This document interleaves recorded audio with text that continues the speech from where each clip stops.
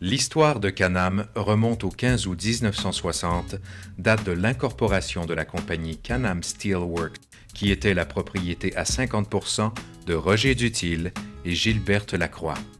L'autre 50% appartenait à des investisseurs américains. Le choix de la raison sociale Can-Am provient des premières lettres des noms Canada et Amérique. La construction de la première usine de 400 pieds par 32 débute à l'automne de 1960 à Saint-Gédéon et se poursuit au cours de l'hiver. La production de poutrelles débute officiellement le 5 mai 1961. Au cours des premières années d'activité, toute la production était vendue sur le marché de la Nouvelle-Angleterre. Jusqu'en 1966, l'unique bureau de vente et de dessin était situé dans la région de Boston. La première année, la dizaine d'assembleurs et de soudeurs saisonniers fabriquent environ 2000 tonnes de poutrelles. Les débuts sont modestes et même difficiles.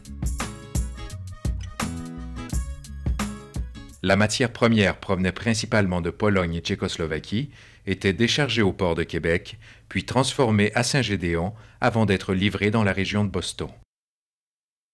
Monsieur Marcel Dutil a commencé à travailler à l'usine de Saint-Gédéon à compter de 1961 comme assembleur-soudeur et contremaître de nuit.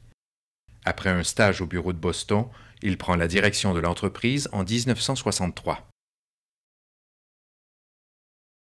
Les besoins en transport créés par la nouvelle entreprise amènent la création de Manac en 1966 par M. Marcel Dutil, qui deviendra l'unique propriétaire de Can-Am en 1972 avec la fondation du groupe Can-Am Manac.